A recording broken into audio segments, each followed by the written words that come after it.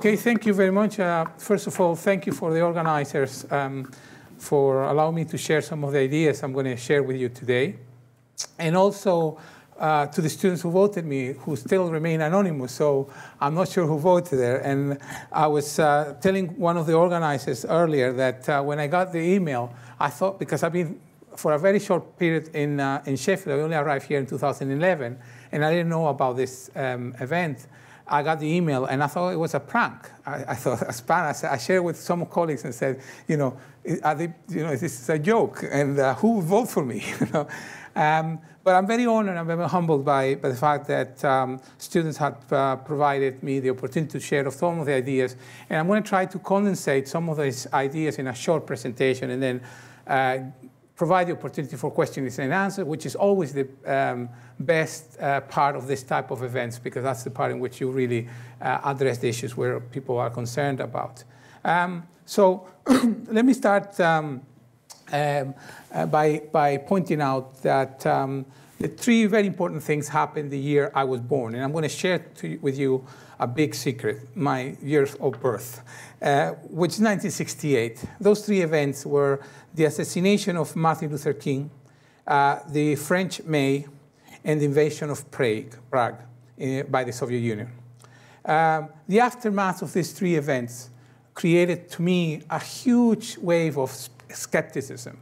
They killed a lot of the inspirational trends that had taken over in the 1960s. And then we got into the 1970s. And we know what the 1970s represent, especially after the 1975, and then the beginning of the 1980s with the return of liberalism, in this case neoliberalism, into the ideological framework of our society. And I want to start with, I want to share with you very briefly two short videos. I'm not going to show them all, but just to show you this. In Ethiopia, 7 million people are threatened by starvation. Thousands have already died. The famine caused by drought is the worst in living memory, and now the rains have failed again for the third year in succession. The relief organisations are doing all they can, but there just isn't enough food to go around. One of the worst hit areas is in the north of the country, where the problem has been complicated by two secessionist wars in Eritrea and Tigray. 40,000 refugees have converged on the town of Korum in the hope of getting some food and medical aid. Our correspondent Michael Burke has been back to Korum after 4 months, and he found the situation far worse. Dawn, and as the sun breaks through the piercing chill of night on the plain outside Korum, it lights up a biblical famine, now in the 20th century. This place, say workers here, is the closest thing to hell on earth. Thousands of wasted people are coming here for help. Many find only death. They flood in every day from villages hundreds of miles away, dulled by hunger, driven beyond the point of desperation. 15,000 children here now, suffering, confused, lost. And I want you to see this one.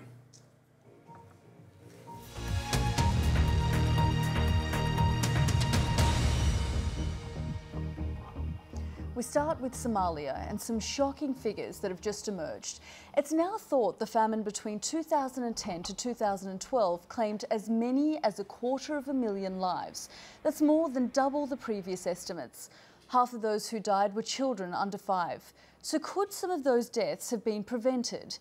A UN report says severe drought, conflicts between rival groups fighting for power, and the world taking way too long to react all played their part. Naomi Grimley reports. Somalia's famine between 2010 and 2012 was one of the worst of modern times. But now the true scale of this human tragedy has emerged. A UN report says almost 260,000 people died of hunger. Half of them were children under 5. The figure is much higher than previous estimates. What's more, the report's authors say many people died needlessly because the international community was too slow to react to the early signs of hunger, instead waiting till a formal famine was announced. Responding only once a famine is declared is very, very ineffective, actually. Okay. I'm just going to leave it there because I just wanted to show you this before I start, to show you these two videos. The first thing that you notice is that besides the very ugly fashion of the first video done in the 1980s, probably people in 20 years' time were going to say the same about our own fashion nowadays, very few things change in that report. The way poverty is presented there is basically through the manifestation of poverty. There's no real explanation of what it causes. And when there is explanation, it's always because of war or because of nature. There's never a structural analysis of the reasons of poverty or famine in these cases. We know today, because of scholarly and academic work done on famines, that famines like the Irish famine of the 19th century and the Indian families of the 19th and 20th century happened in times in which both countries, for example, were exporting food towards Britain. So the scarce of food is not really the explanations for this type of events. And what the media doesn't really do is to provide a structural explanation of poverty. And that's the two things that you will observe in those. And the perhaps surprising thing for many people is that one video, which was back from the early 1990s or late 1980s, I can't remember, and the one which is very recent, changed very little, both in the structure of the news and also in the content of what the news provides. It's basically ascribing poverty to the same, basically presenting the poverty in the same way. And this is why I have dedicated my time as an academic to explore this issue. I was a practicing journalist. I work as a journalist for over a decade in several countries. Believe it or not, I used to live in Miami. And then I got married and come to live in Birmingham, but that's another story. But in any case, I was a practicing journalist, and I don't exempt myself from many of these mistakes that the media. I committed many of these mistakes when I was a journalist. If anything, the academic work has allowed me to reflect on my own past work and rethink a lot of the things we do as journalists. So I have dedicated a lot of time to look at these issues and to look at why and how and why we represent in the media poverty, social exclusion, development, underdevelopment in a certain way. And what can we do to improve those things? So the presentation I'm going to do today is basically a very short synthesis of a series of areas I've been working for several years about this subject. And before I start with the presentation itself, I just want to make an important point that will explain then the narrative the case I'm going to put forward to you. Contrary to the normative claim of journalism, the journalist speaks truth to power.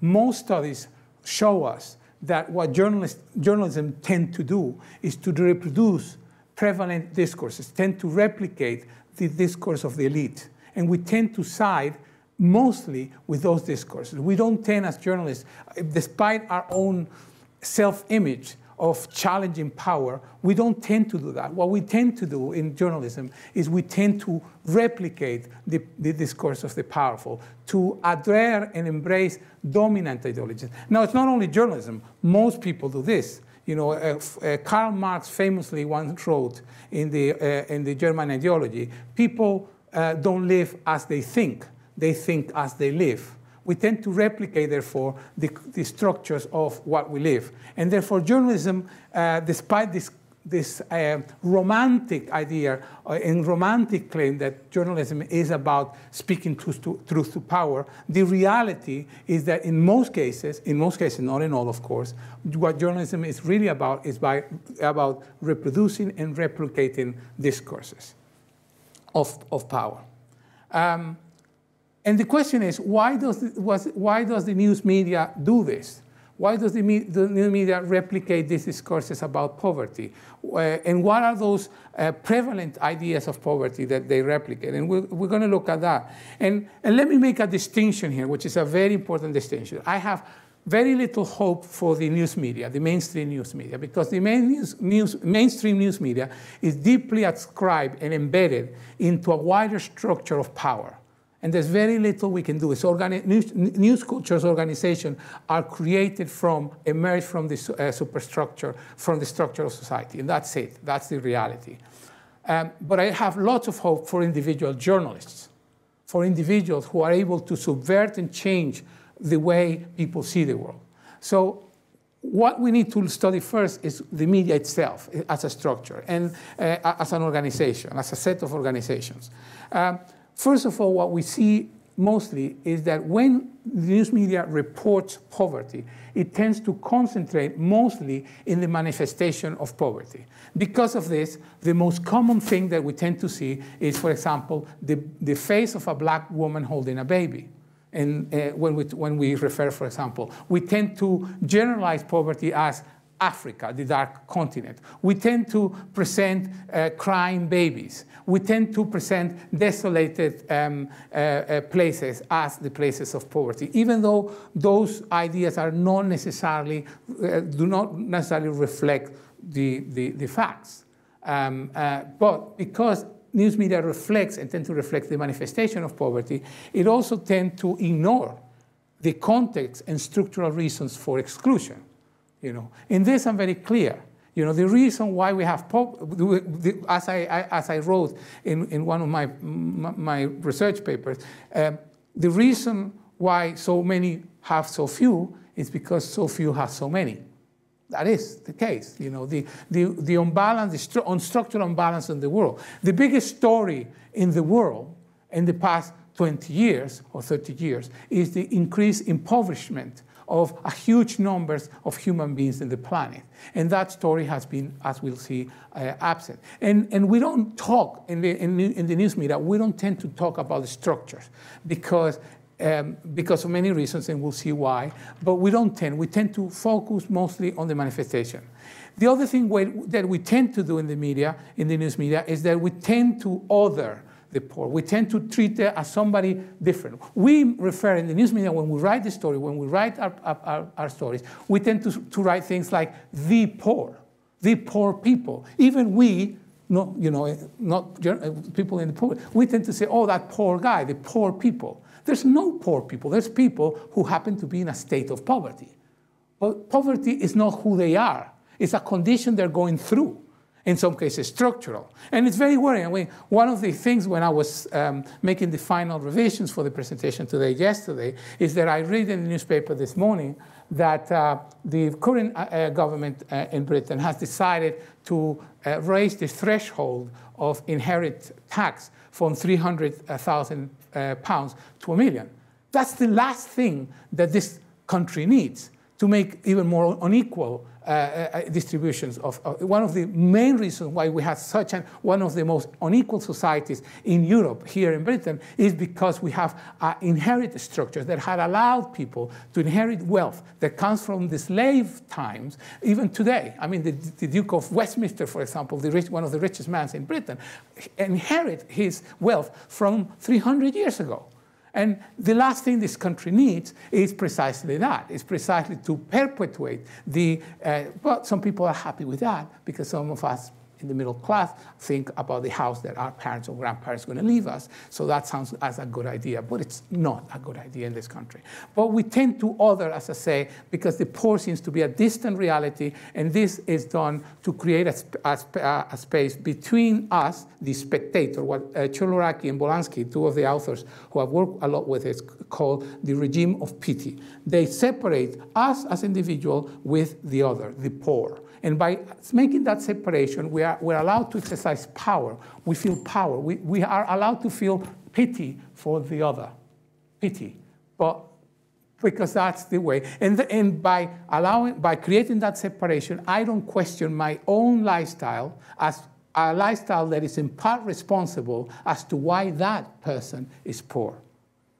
And the media, of course, is not going to question this, because the whole political economy that allows the mainstream media to function, which is advertisement, consumption, industry, manufacturing, commerce, will not be able to question a structural reason that is responsible for poverty, but at the same time that allows the mainstream media itself to function.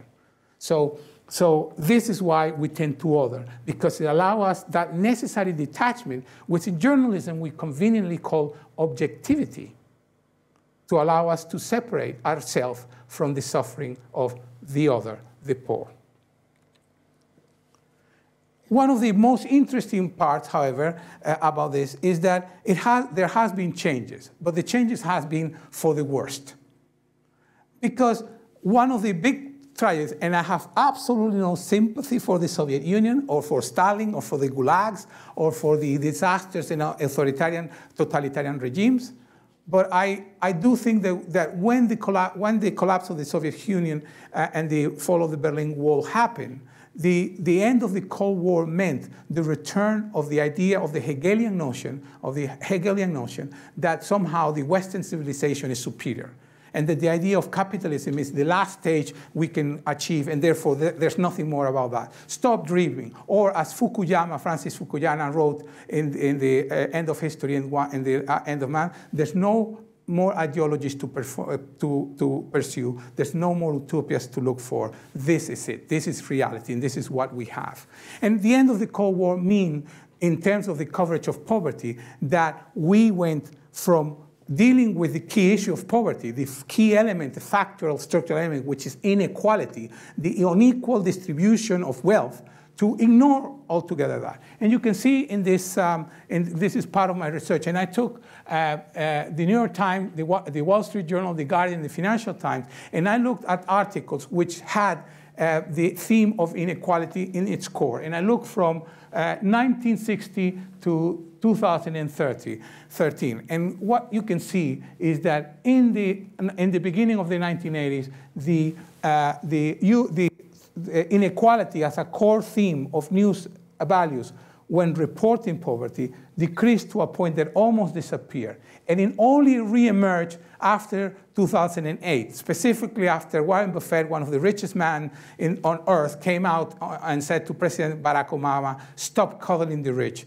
Tax as it should be. And then the subject after the crash. And it's funny because it was also the crash of 1929 in the United States that allowed Franklin Delano Roosevelt to come to power in 1933 and implement the New Deal, which was a huge redistributive program in the United States. And it also allowed the creation of the welfare system in Europe after the Second World War in the way we know it today. So the end of the end of the Cold War also meant the end of dealing with the structural reasons of poverty, which is in its core inequality. So why does the media do this? Why, if this is what they do, if this is what they've done, why do they do it? Well, there's several explanations for that. The first one is, of course, as I mentioned, property ownership and structure of the news media. You know, if you depend on advertisement, well, you're not going to question Madonna for taking a child who's with his parents in Africa and adopted. You know, I will ask, why is she adopting a kid? If she's so concerned for the well-being of the child, why don't she create a foundation or gives money to the family so they can keep the children? No, and we don't question that. We question her for other reasons, but not for that. We don't question Bono or Galdov when they go to Africa to talk about aid, even though they have mansions with swimming pools and Ferrari and who knows what. We don't question their lifestyles of the celebrity because the media is not going to do that because it will be contrary to the structure in which they operate. Any journalist writing a story about a question in this, you know, would be called into order at some point by somebody in their newsroom. I'm not saying all of them don't do it, but I'm saying the very majority don't do it. The second part is that, as I said at the beginning, we don't challenge ideas of power. We embrace them, we follow them, and we disseminate them, and we reproduce them. So because of this, what we have done is we have embraced the dominant ideas of the 20th and 21st century that date back to the 18th and 19th century, which is the Malthusian ideas. And Robert Malthus, as you know, wrote this famous essay about global population. And basically, he said that the population grows in geometrical terms while the resources to feed that population goes in arithmetical terms. That's 2, 3, 4, 5, while the geometric is 4, 8, 16, 32, etc. And because of this, there will be a crisis at some point, and the nature will check out. It was funny, by the way, because I read 2 years ago, Attelberg, the documentary making, and he was repeating exactly the same words about population. And it's unbelievable how this ideology perpetuates. But the important thing about Matthew is that the fundamental point of that essay was not about the reproduction of the poor in the population, was that, and this is the quote most important, that private property will guarantee the subsistence of the human race, and that communal property was a recipe for disaster.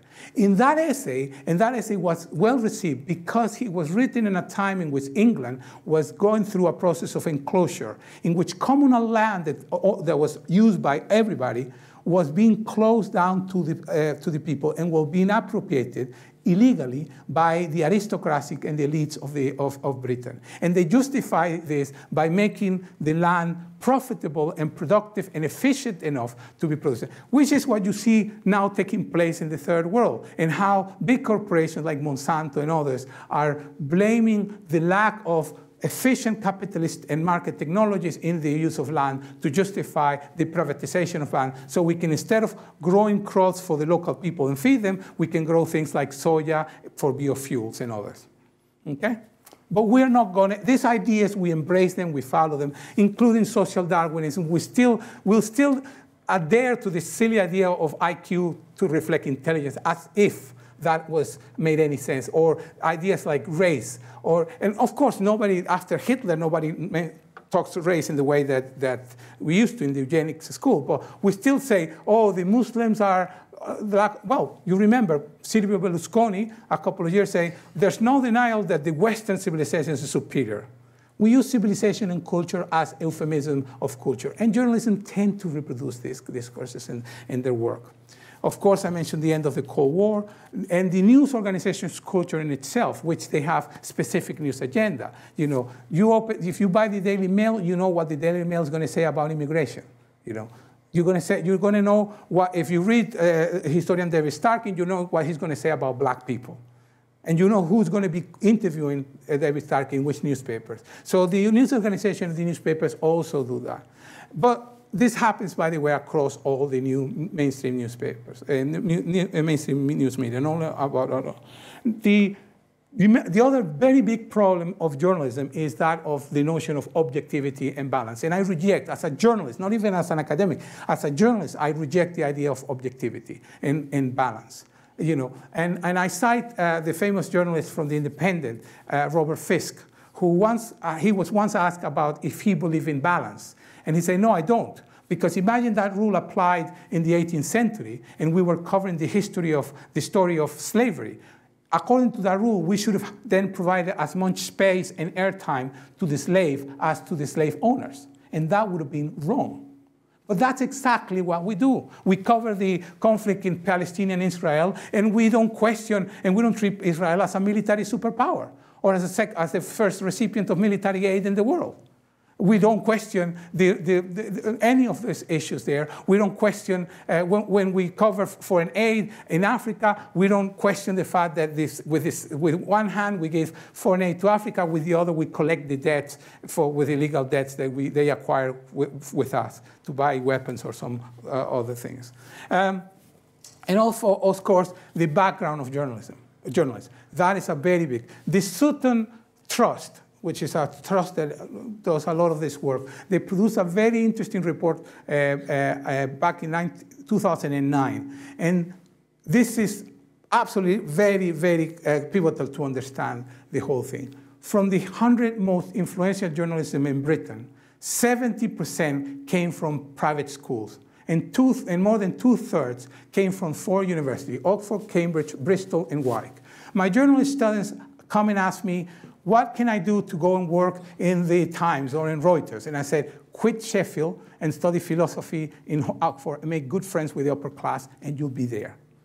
Because, you know, they have statistically more chances to achieve that way than through the normal routes of power. The structures of power have been said there. Now, it's not that all these journalists, that just because a journalist comes from a private school and from the Oxford Bridge background, he's or she's not going to be able, mostly he, by the way, because despite the increasing numbers of women, it's men who dominate the newsrooms in terms of positions of power. Very few women are editors or sub-editors in newspapers. But in any case, the fact that one of these newspapers become with that background doesn't mean that they're going to take a right-wing position or a conservative position or a position that doesn't recognize poverty. But the truth is they have no experience of poverty. They don't know what poverty, we don't know what poverty is. By the way, I come from a middle upper class family. It's no different in my class. So I'm not making excuses for myself. I'm talking in general what has happened. This study from the Sutton report, a similar study was done in the United States. And I think it was also something like 60% of all US top journalism came from Ivy League University of the Ivy League of the East Coast. Just to give you an example. So the background of journalists is also very important, because with that background, you come with certain ideas, very embedded ideas about what poverty is about. And at this point, I want to remind Walter Lippmann, who's one of the first big scholars in the area of journalism, who wrote the famous book, Public Opinion. He said, the function of the news is to signalize an event. The function of truth is to bring the light that hidens the fact, that set them into relation with each other and make a picture of reality upon which man can act. So what is the function of journalism? The function of journalism, I think, is a pyramid. And what I tell when I talk to my students, the one who are aspiring to be journalists, and some of them will get into the top mainstream media, and some of them, I hope, will make huge changes because if not, I'm wasting my time here in the university life. I think the first thing is defining the problem, what the problem of poverty is as a problem. The problem is that most journalists stop there. That's it. They think by signalizing the problem, that's it. The reality is that we need to define also responsibilities. And by responsibility, I'm not saying point the finger as who's responsible, but point the finger as who can do something about this problem. Who can act and intervene and change the situation for the better. And then create in the media spaces in which the society can discuss and provide alternative solutions to that, specifically alternative to the given solutions. So, as my friend Vladimir Ilyich Ulyanov, and I'm no Marxist, by the way, if you were suspecting, but I do apply materialism, dialectical materialism, because I think it's a fascinating and very useful methods of analysis. What is to be done? Well, firstly, I would say let's focus on structural causes of poverty, and that is inequality. Inequality should be at the core of the news agenda nowadays. It's the biggest story. In the past few years, since the arrival of Margaret Thatcher in 1979, up to today, going through New Labour, and all through those years, the big story of Britain is how unequal has become. The ratio of inequality between both who have a lot and who have very little has grown hugely during this past few years. And that's the big story. That's what we need to concentrate on. Revisit the origins of pity. To me, it's not enough to have empathy, to feel pity. We shouldn't feel pity, because that gives us power. What right do we have to feel pity for the poor? What we need to feel is empathy. See them as equal. Now, to do that, how to do that? And one of the ways we can do that is bring back a famous scholar called John Rawls, who wrote Theory of Justice.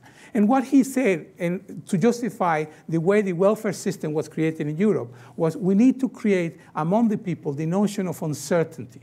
The idea that it could be us who would be one day on that side of the road. In that way, we can't empathize with that because we can say that it could be me sleeping roughly. I was coming this morning here to the office, walking to the office, and there's a building down in the road called Assurance Refuge, and it's a door. And underneath there was this man sleeping roughly there. And the numbers of rough people I've been seeing has increased in the past few months, past few years. And the idea would be, as journalists, we need to deliver the idea of people that it could be us, that there is a risk. And of course, conservative forces will change the inherit tax so people feel that, because they know this is where the real change will happen, when people empathize with the other, with their fellow human beings.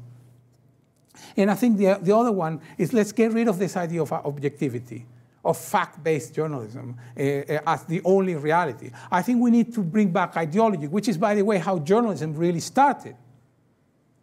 Let's bring back discussion of utopias into the writing, into the production of news, into the discussion. Make people think about alternative realities. And I'm concluding this by saying, 4 years before I was born, 1964, a famous scholar from Germany working in the United States who had fled the Nazis before the war, called Herbert Marcuse, wrote a book which, in my case, became one of the most influential books in my life. It's called The One-Dimensional Man.